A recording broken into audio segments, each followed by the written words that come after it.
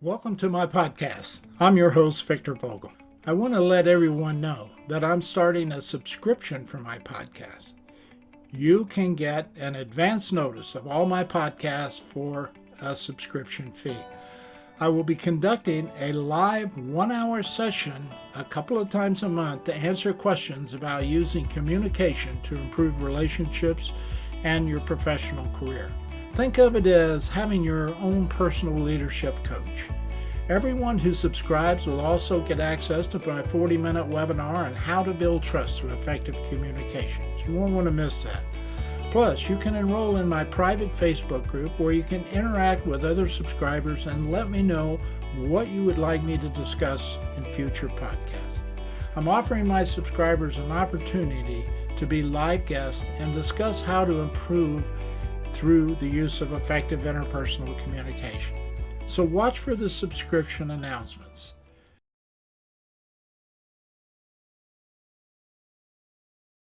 Have you ever wanted to impress your boss? Or maybe there is that person you want to notice you.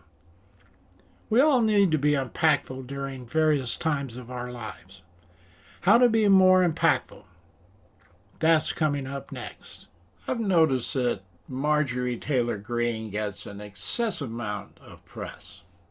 She can misrepresent a word like petri by referring to it as a peach tree, a common mistake that I've actually heard many people make. But when Marjorie makes this mistake, it sets Twitter on fire. MTG goes viral, which means a lot of exposure. Is this the type of exposure you want as a representative of Congress running for re-election? In normal circumstances, you might say, hell no. But in Marjorie's case, she is part of Trump's cult following. This press allows her base to yell that the media are picking on her. She is seen somewhat as a martyr, which gives her some credibility in the eyes of supporters. Many of her supporters are less educated, may never have seen a petri dish, let alone how people use a petri dish. Competence is one aspect of communication that helps the speaker come across with impact. When you are seen as impactful, what you say strongly influences someone else. Typically, impact is based on a person's perception of your skill or your knowledge or expertise. You don't have to use communication for someone to be impacted. Perhaps your skill and expertise are known through your reputation in your field. Or someone could read your book or see the results of your work, like an artist's painting. In some cases, your title alone, like president, might impact a person by definition of the position. None of these areas are associated with direct interpersonal communication. But when you communicate directly using interpersonal communication, you can reinforce the perceived impact of someone, or you can destroy their initial impact. That is the power of interpersonal communication. Marjorie Taylor Greene is an elected congresswoman for the state of Georgia. Being a representative in Congress typically has a positive impact on people. After all, they receive the majority of the people's votes. They hold a position associated with power and dignity. Very few are elected to Congress. The people elect you because they believe you will represent their needs as the government makes decisions about the general welfare of the people. Marjorie Taylor Greene convinced the voters of Georgia through speeches and personal discussions that she was competent enough to represent them. So, what's changed? Well, nothing in Marjorie's district. People supported her through a trial to keep her from running for office based on her statements related to the January 6th insurrection. A judge ruled that she said she was not linked definitively to the insurrection. She beat her primary challengers, stating that Greene is the most competent person to represent her district, at least among Republicans. She still has to win against her Democratic opponent. After all she has said and done publicly, Republicans in her district see her as competent to represent her district. Even when she was disciplined and removed from committee assignments by her fellow Republican representatives, her community still believed she was qualified to represent them. Now, as far back as the philosopher and educator Socrates, competence is needed to impact others. Socrates was well known for developing impactful interpersonal communication using the Greek terms pathos, logos, and ethos. The term ethos is most associated with competence. It is what gives you the authority to speak on a subject. Logos represents the logic of your argument, and pathos is the speaker's ability to arouse emotions in their audience. Ethos, which gives you the authority to speak, can initially be seen as a title, congressional representative. People are impacted by the sheer superiority of being an elected representative of the people. If you are in that position, you wield a certain amount of power and impact from your title alone. When people hear the term doctor, lawyer, judge, or mayor, they're impacted by the title.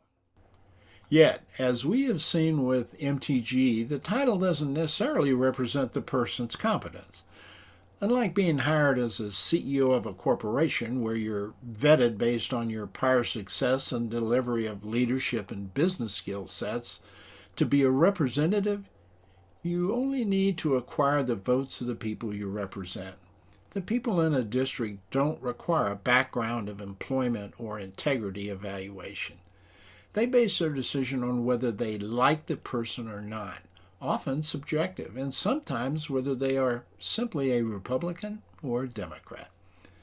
It is safe to say that most voters never meet their candidate in person. They are impacted by what the media says about the candidate. People are swayed by something as simple as the family party history. Over the last 5 years, we've seen that impact is really a two-edged sword. Socrates also was keen on knowing his audience. Competence may not be the most critical factor in impacting others. In some cases, you don't have to be competent. You can impact someone by creating enough emotion to get them excited about what you say, even though it may be a lie. We saw this when Trump started rumors about Hillary Clinton and other Democrats. People could not prove what Trump referred to, but he must have been right because he ran for president. That, coupled with their hatred for Hillary as a female Democrat, led people to take action to threaten Clinton and others' lives. Impacting others is a dilemma when it comes to social media. You create a profile picture with social media, which may not be an accurate picture of yourself. You provide a brief description. That may be a lie. Among people who rely on social media, we find the person with thousands of likes must be more credible than the person with 10 likes.